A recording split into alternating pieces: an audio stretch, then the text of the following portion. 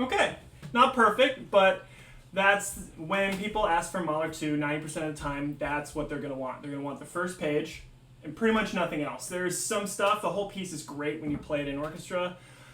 Most of the complication you're going to see in auditions is right here. Let's start from the beginning and take a quick look. Start right in the first measure. Notice how many little details there are. We're marked already. Triple forte, we have wild, wild, an expression marking already.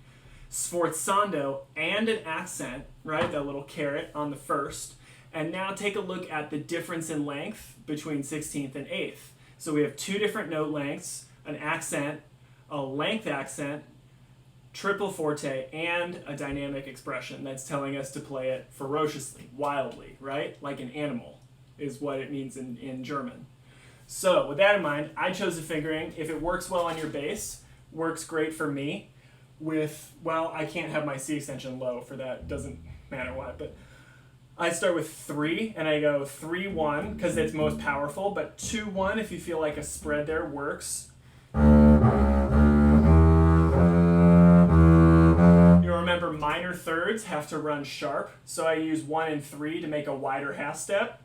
Da, da, da, right there. The intonation is tough, but it gets a certain growl to it that I can't get on my A string, so I went with that fingering. But barring that, I would go up, option 3, option 3. It's not the best, but if you can exploit that your D string is much lighter, maybe that could work. Make sure that the most powerful note is the beginning, right? That's what I like. I could really sort of power that. Anyway, for the first line, find a recording you like and copy it. Everyone does it a little bit differently, but find how much flow you like and how fast you like to play to the top of that scale. Ba ba ba ba ba ba ba bum bum bum. It needs to have a cello rondo. It can have a lot or it can have a little. Some people differ as to whether it's bum bum or ba da da da da ba ba, or even less than that. Ba ba ba ba ba ba ba bum bum bum, and then right in tempo. A lot of recordings will actually pass it and then start in tempo right on the top. The main point is the minute you hit the downbeat of line 2, you're in tempo for the entire rest of the page. Bum, bum, bum, bum, bum, bum, bum, bum, bum. So get your metronome working the minute you hit that downbeat. From there, the most important thing is to manage your subdivisions. So the difference between eighths, sixteenths, and triplets is the most important. Take a look at a measure like line 3, that second measure, right? You have your cadence on in 4s. Ba ba ba ba bum. 1, 2, 3, 4, 1. Then you go right into triplets. 1, 2, 3, 4, 1, 2, 3, 1, 2, 3, 1, 2, 3, 1. Right? Then you keep in triplets from there, so it works.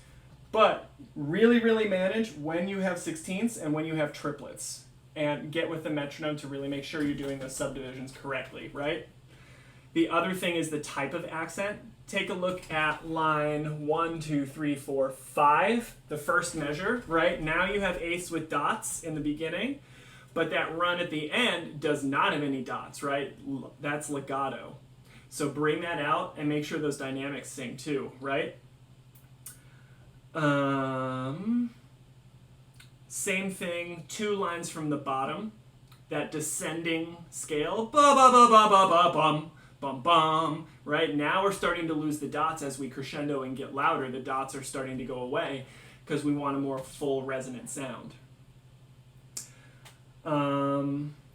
Good.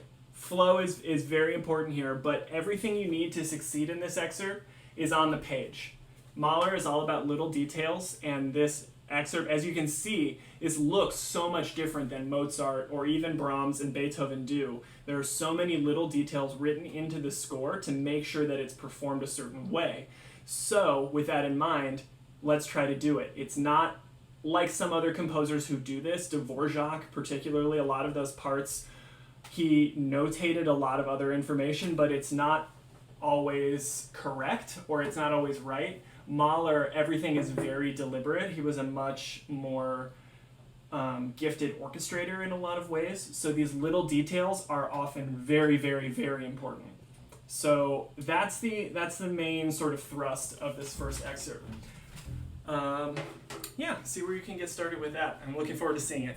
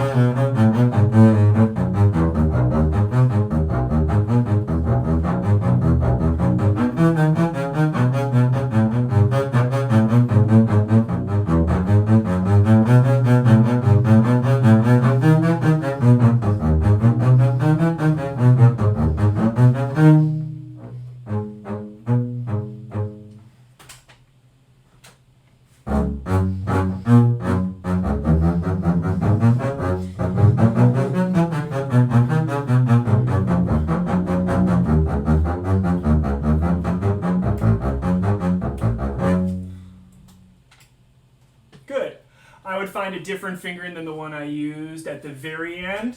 I like up the string. And then 1, 1. The point is up and down the string I think works better for, but it's harder for. So manage out how you're going to do it. Maybe the last one, a slightly different fingering. All right, so this is from the Ländler movement, one of the inner movements of Mahler 2. Take a good look that this remains a nice sprightly dance in 3. This is on the low end, right? You're also definitely free to take it faster. 3.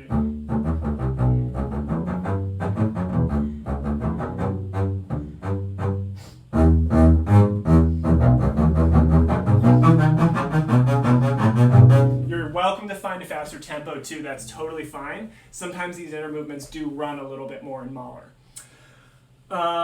Just make sure it stays a nice, lively, sprightly dance. Make sure to keep a check on those dynamics. They're very, very tricky. A lot of times, especially towards the middle of the page, those hairpins to and from double forte are really, really easy to miss. Take some care to shape those a little.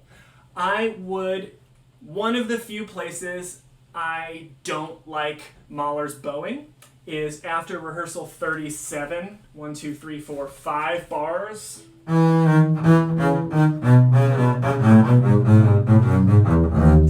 That's a terrible bowing if you can. I would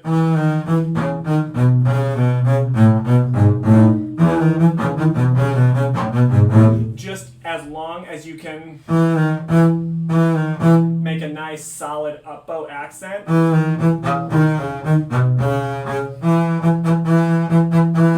Right? Start your scales that way. And then it added the second note.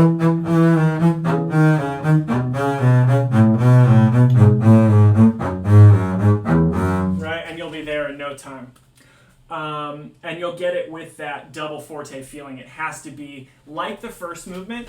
It's an arm stroke. This is fast, so it's going to start to involve the elbow, but my arm and shoulder are still leading this.